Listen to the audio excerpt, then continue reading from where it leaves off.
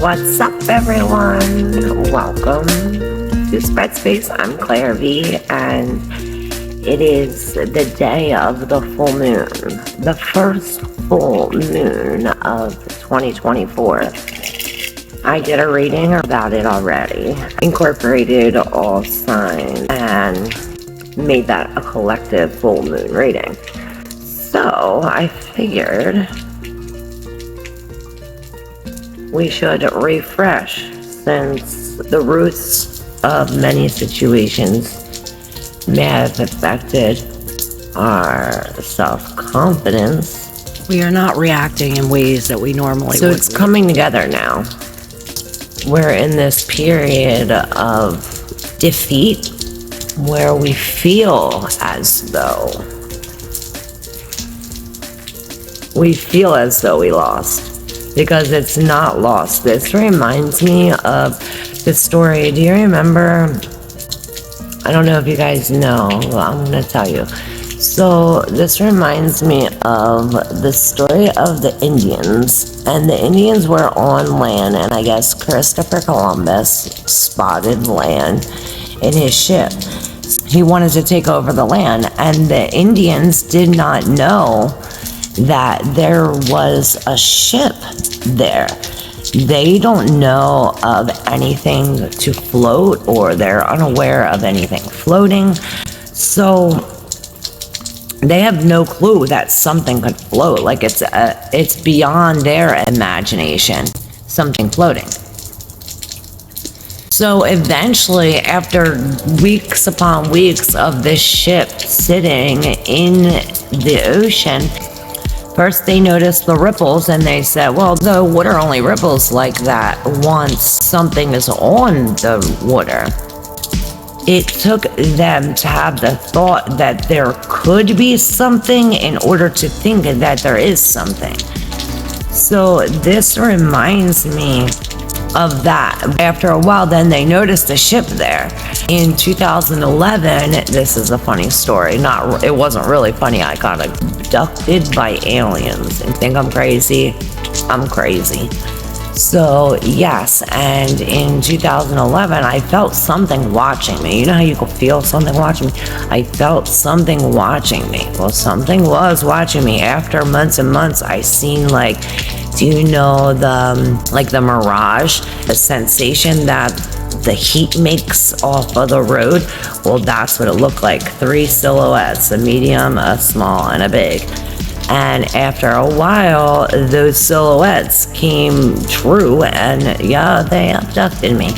But what this imagination is saying is that your sense of defeat or lack of triumph or this crisis is an imagination, or perhaps the crisis itself isn't.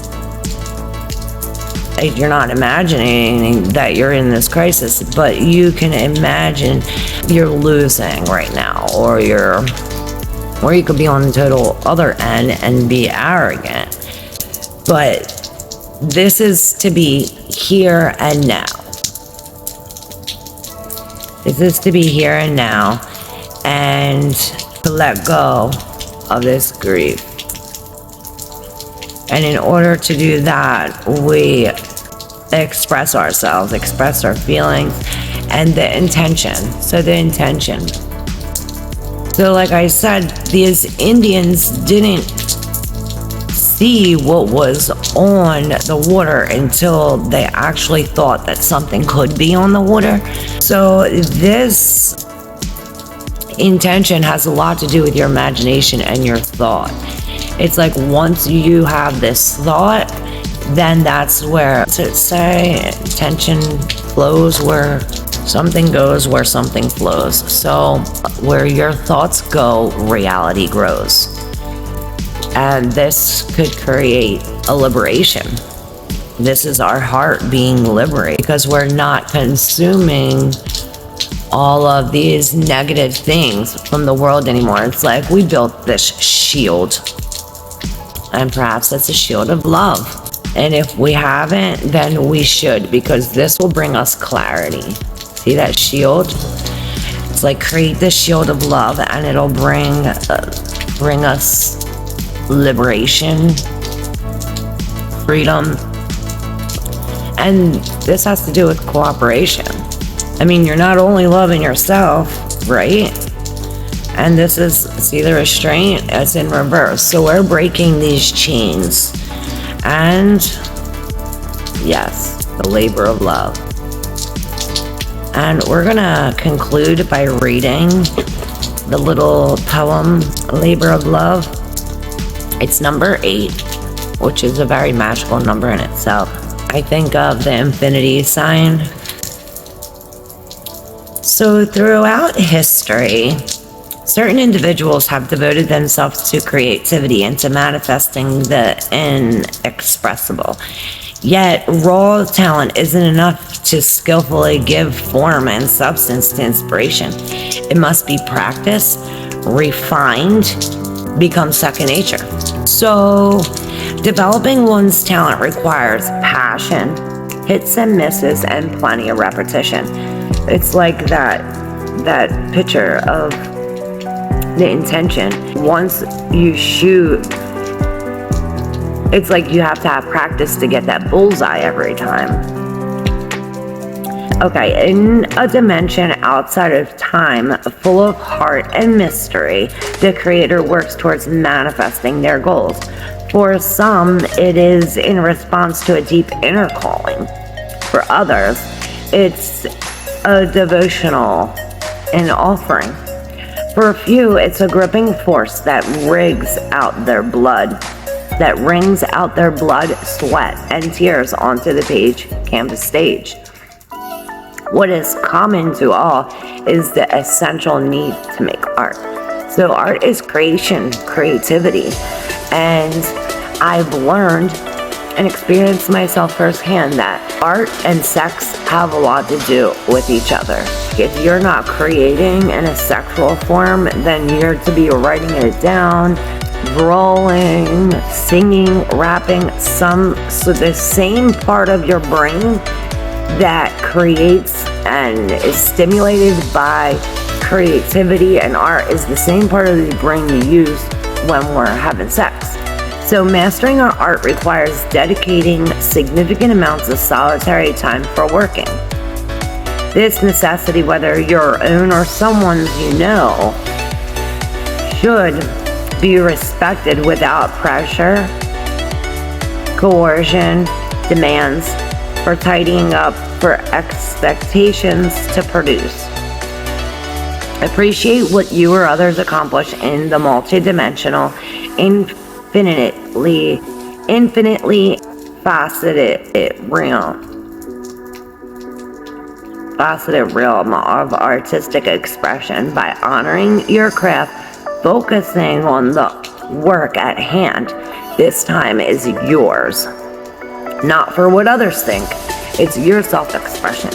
Producing for the marketplace isn't the message here. Rather, it is to respect the commitment it takes to realize one's art, and in doing so, fulfill a sacred calling. So the little thing that she wrote is, I always feel that creativity is an open channel to the unknown. It requires surrounding yourself with inspiration and letting something flow out of it. Ultimately, you gain mastery from having learned how to navigate the mistakes and blockages on your path. Then the freedom to create is upon you. The joy and wonder of such a moment brings blessings to you and the world. So yeah, that's the labor of love. And even though we are dealing with this separation or this collaboration, and our determination might be weak, be here and now. This is our message, to be here and now. Look at this. Inspiration. Inspiration is calling, and perhaps it was a heartbreak. Like I said, like sex and art go together. So if we're not having sex like we used to, we build up this kind of repression. We don't want to repress that. That is very scary. So we want to let that out. Don't want to hold it in. So what's unknown now is known.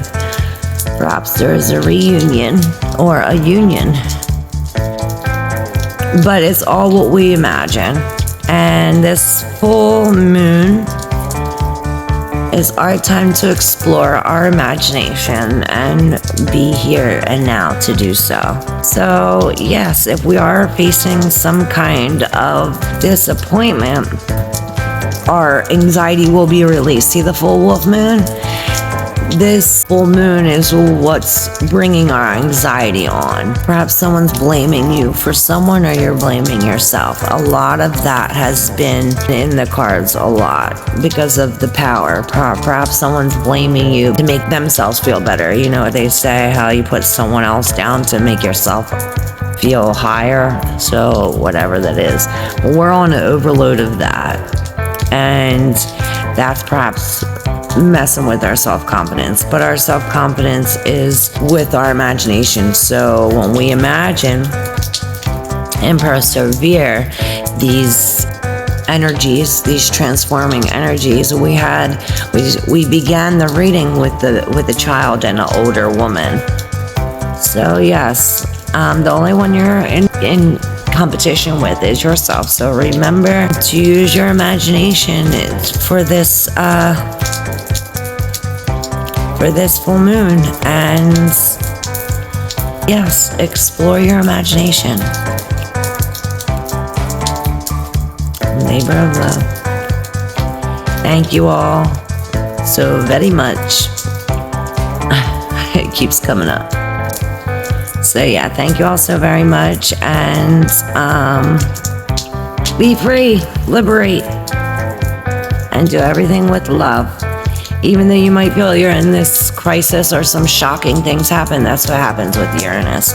But this time is here to refresh. There we go, 1421. Love you. Mwah.